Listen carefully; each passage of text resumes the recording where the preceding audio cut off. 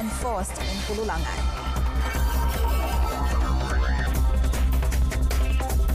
Two areas in Selangor may have to undergo more stringent MCO.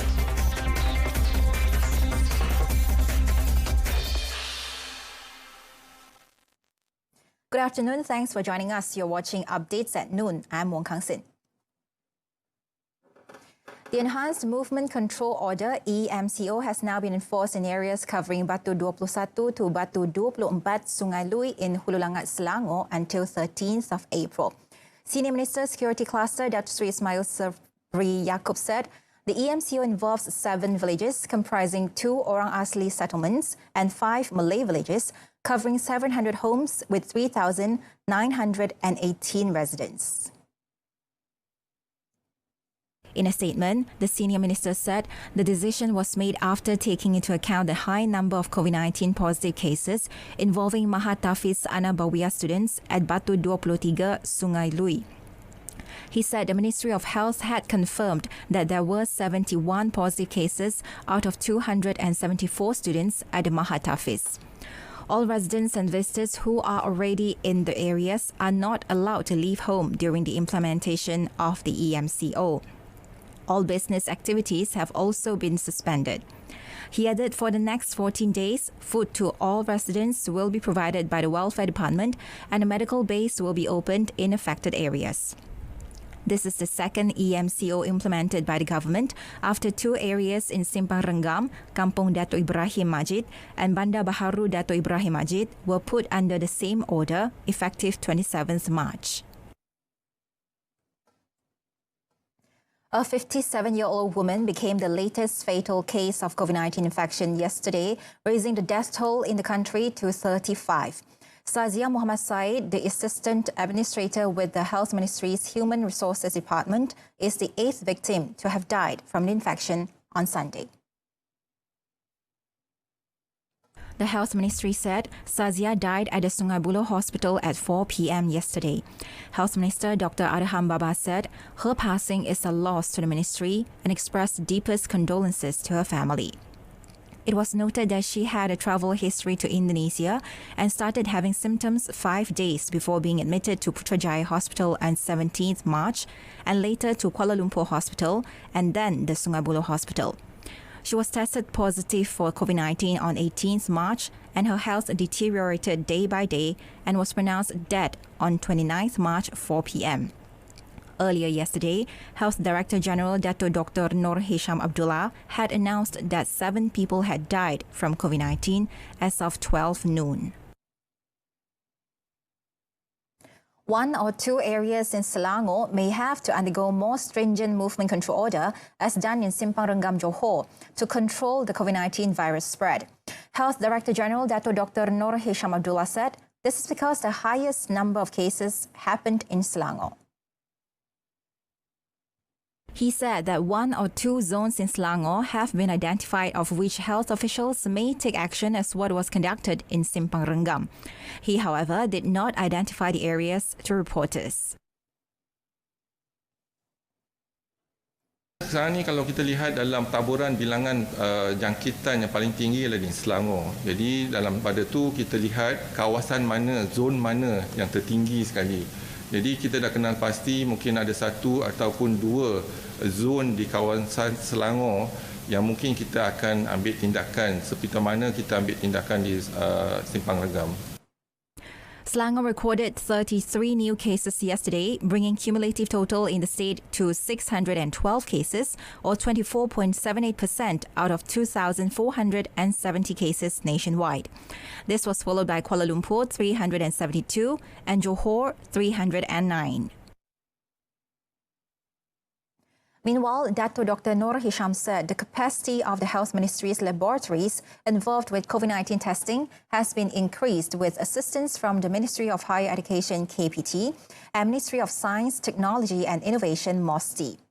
He said KPT and MOSTI have provided 10 additional diagnostic laboratories in tertiary institutions and teaching hospitals, including a mobile laboratory which can be stationed in hotspot areas. Kesemua 10 makmal diagnostik tambahan ini akan dapat melaksanakan 42,420 ujian pengesanan sebulan, iaitu 1,414 sehari. In another matter, Dato Dr. Noor Hisham called on more health volunteers to come forward to join the COVID-19 health and medical assistance team by filling up the volunteer registration form available on the ministry's Facebook page.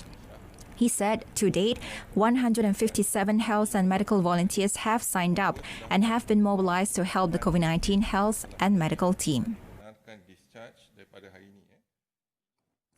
The Ministry of Housing and Local Government KPKT will carry out public disinfection operation at hotspot locations in the red and orange zones nationwide, in collaboration with the local government authorities PBT and solid waste management concession companies.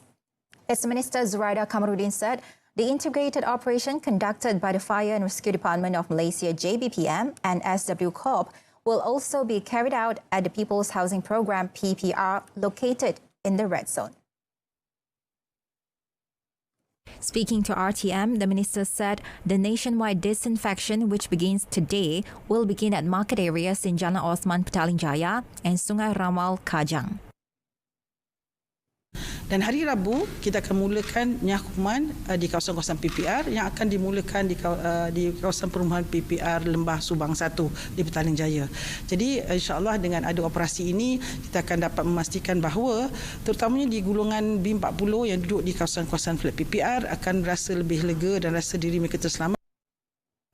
Zuraida said the ministry would also brief the PPR residents on how to control their movements and to observe social distancing in their own houses. She also urged the people to cooperate to keep their area clean to prevent this outbreak. The Sabah government has received several medical equipments, including face masks from the Chinese government that were flown in on a chartered flight. Chief Minister Dr. Sri Muhammad Shafi Abdul said that the medical equipments would be distributed to the frontliners, including doctors and nurses who were tasked to combat the spread of the COVID-19 outbreak in the state. The Chief Minister said the assistance is the result of collaboration between the Chinese Consulate General in Kota Kinabalu and Sabah Tourism, Culture and Environment Minister Datuk Christina Liu. Earlier, he received the equipment from Consul General Liang Taider at the Kota Kinabalu International Airport's Terminal 2. Liang expressed his hope that the medical supplies would help Sabah in the fight against COVID-19, and it was also as an appreciation to the Sabah government and its people.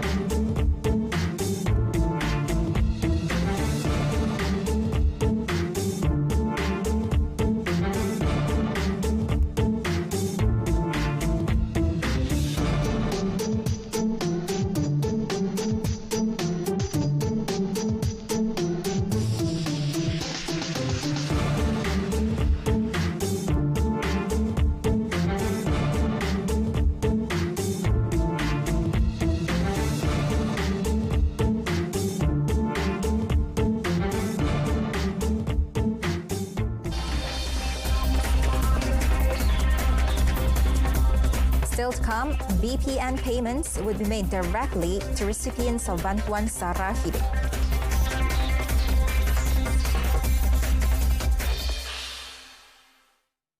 Households and single individuals who have been listed as the Bantuan Sara Hidup BSH recipients do not need to make a new application for the Bantuan Prihatin Nasional BPN cash handouts. The Ministry of Finance, in a statement today, said the BPN payments would be made directly to them through their bank accounts registered under BSH. The statement said households earning between 4,001 ringgit and 8,000 ringgit and singles earning between 2,001 ringgit and 4,000 ringgit who are registered taxpayers under the Inland Revenue Board LHDN are also not needed to make a new application for BPN. BPN payments of 1,000 ringgit for households and 500 ringgit for eligible individuals under the category will be made directly to them through their bank accounts registered with LHDN. For those who have not yet registered, new applications can be made starting 1st April via LHDN's website at www.hasil.gov.my. A total of 116 people in Pulau Pinang who defied the Movement Control Order MCO were arrested on Saturday.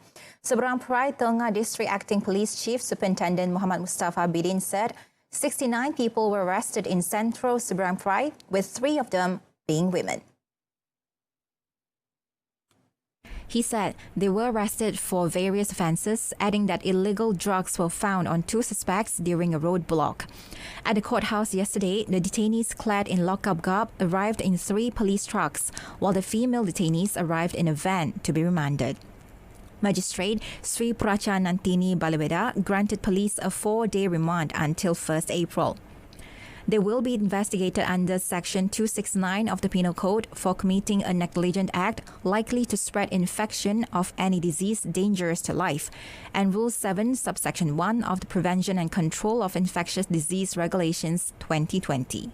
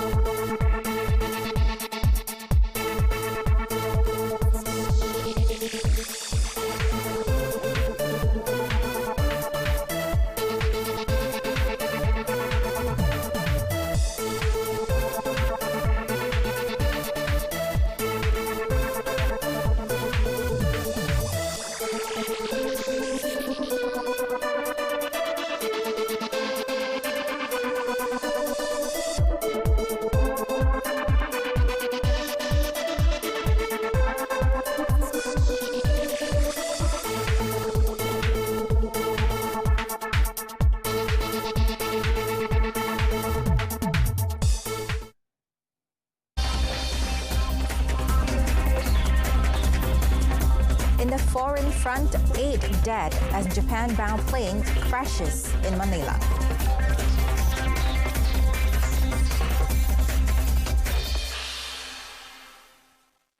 Welcome back. A plane carrying 8 people caught fire Sunday while attempting to take off from Manila's airport on a flight bound for Japan, killing all those on board. The plane, which was carrying 6 crew members and 2 passengers, was on a medical mission to bring a patient to Tokyo when it caught fire at the end of the runway.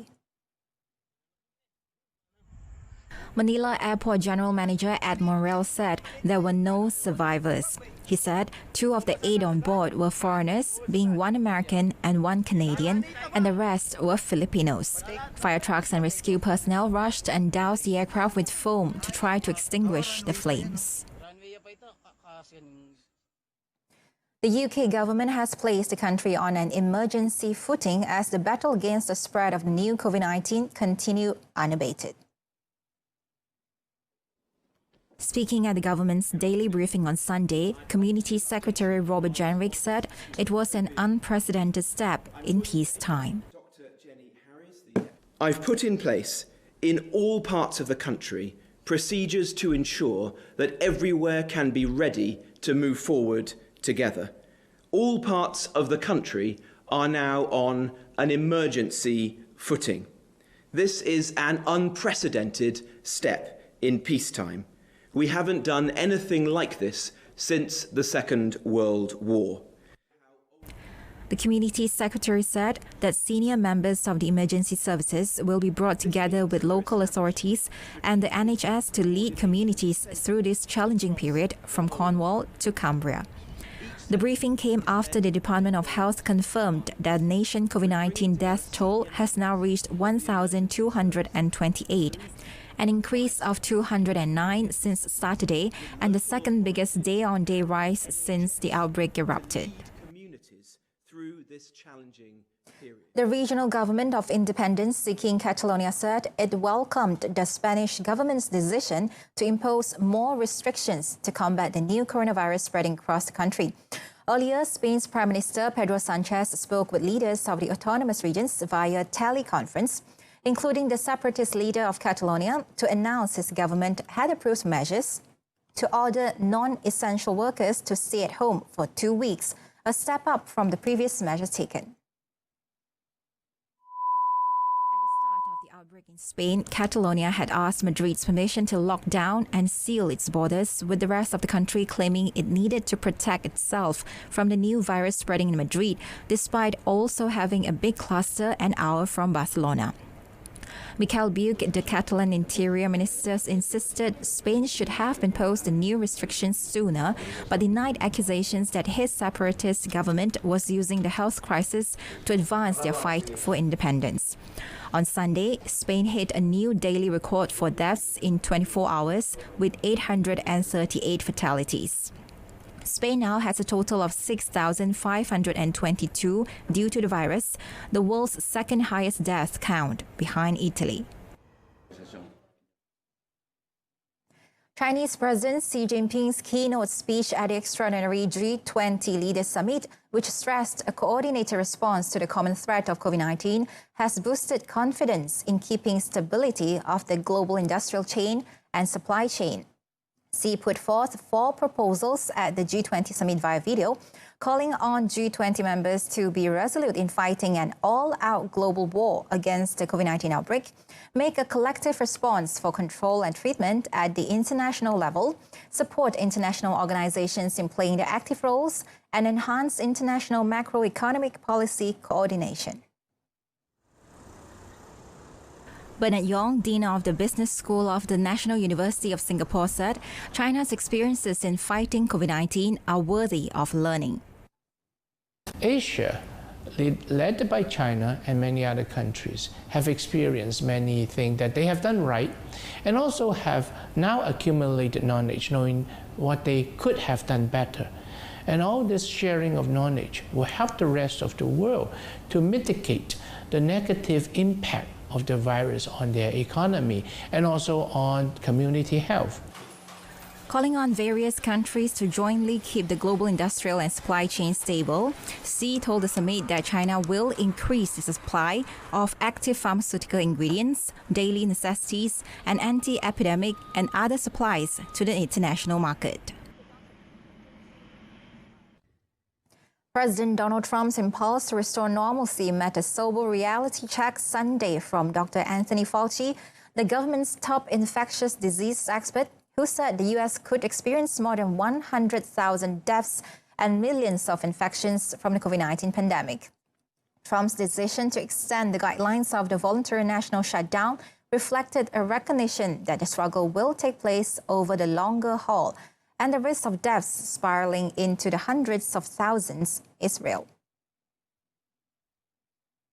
It was a stark shift in tone by the president, who only days ago mused about the country reopening in a few weeks.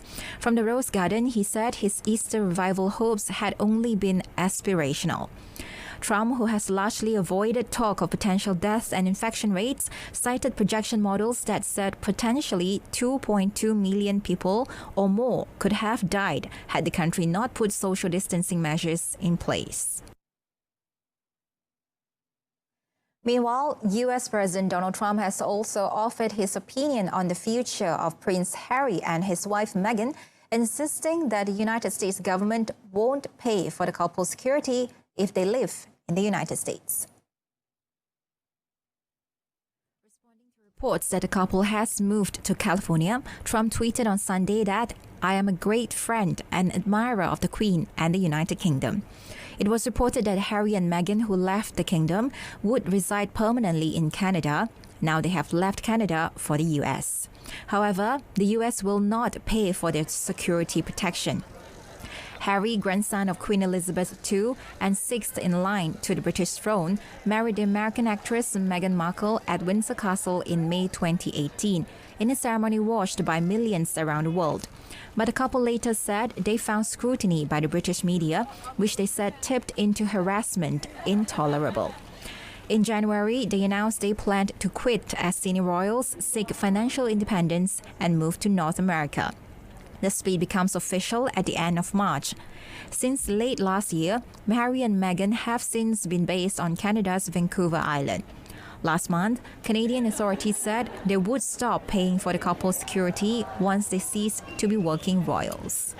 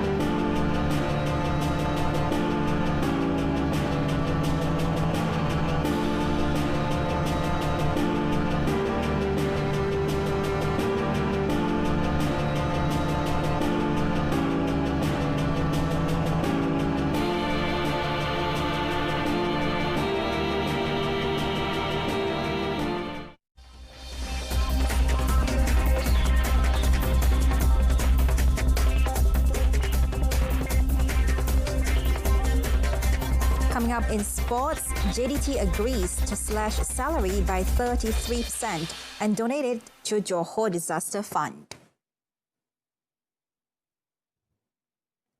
Asian Football Confederation AFC General Secretary Dato' Windsor John has urged Malaysian football administrators and players to find a win-win financial solution to the income loss.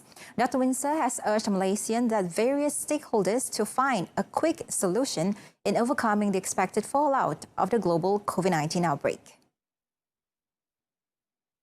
In an interview on Sunday, Dato' Windsor acknowledged that the crisis, which has led to the suspension of almost all football competitions across the globe, will impact the finances of clubs.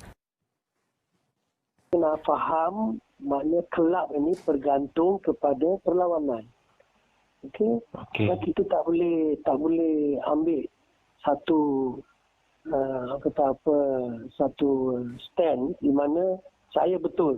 Jadi saya perlukan, tak boleh. Kita kena faham kedua-dua, kita kena faham masalah yang dihadapi oleh kelab. Kita tahu kelab-kelab di Malaysia belum lagi sampai ke tahap di mana mereka mempunyai simpanan yang banyak ataupun pendapatan yang lumayan dan sebagainya. The former FA of Malaysia official also called for the football fraternity in Malaysia to emulate their Indonesian counterparts, who reportedly successfully negotiated a financial solution to the current situation. Indonesian governing body PSSI sat down with the stakeholders and agreed to a solution. Players of several top clubs in the world, such as Atletico Madrid, Espanyol, Juventus, and Bundesliga outfits, recently agreed to have their salaries temporarily docked, either as a measure to help the club's finances or to help the minnows. The Professional Footballers Association of Malaysia, PFAM, however, on Saturday, issued a statement rejecting proposals that the wages of footballers in the country be slashed during the suspension of competitions. Meanwhile, Johor Darul Takzim JDT players, coaches and staff have all agreed to take a 33% salary cut and give a portion of their salaries to the state's disaster fund. In a post on Johor Southern Tigers' Facebook page, JDT said that the move was to assist efforts to ease the burden on Johorians during the COVID-19 crisis. JDT said due to humanitarian demands that the COVID-19 outbreak has brought upon all walks of life, JDT Football Club players, coaches and staff have agreed to take a 33% salary cut and donate a portion of their salaries to the Johor Disaster Fund. In a statement released yesterday, it said this was in order to help the club and society ease their burden during this testing time. Such move has also been lauded by notable European clubs, including Juventus, whose salaries were cut by 4 months. Manchester City are making facilities at the Etihad Stadium available to the National Health Service (NHS) in the frontline battle against the coronavirus pandemic. As part of contingency planning for the ongoing crisis, the Principality Stadium in Cardiff is set to be converted into a temporary hospital, providing around 2,000 additional beds.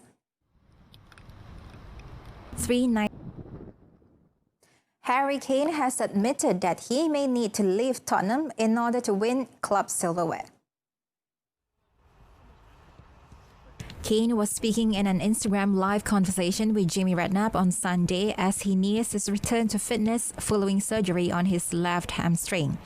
Kane has left the door open for a possible exit from the London club amid speculation linking him with a move to Manchester United. The England captain has hit 136 goals for Spurs in just under 200 Premier League appearances, establishing himself as one of the most consistent strikers in English football. Former Barcelona midfielder Xavi Hernandez has told a Spanish newspaper that he is ready to step up to the coaching position at his former club and wants to re-sign Neymar and acquire young talents such as Serge Gnabry of Bayern Munich or Borussia Dortmund's Jadon Sancho. Speaking to La Vanguardia, Xavi said that his experience coaching Qatari club Al Sadd, where he finished his playing career, had convinced him that he can add something to the abilities of players under his charge. As recently as January, Xavi has approached by Barcelona to replace Ernesto Valverde, but turned down the chance. A chance of heart appears to have taken place, and Xavi said that Barcelona only need a minor adjustment to get back to their best. That concludes updates at noon this afternoon. In our top story, enhanced MCO enforced in Hulu Langat. Don't forget to wash your hands regularly, practice social distancing, and most of all, let's adhere to the movement control order and just stay at home. We'll be back at 7 p.m. this evening for News on 2. I'm Wong Kang Sin. Stay safe, everyone. Thank you for watching.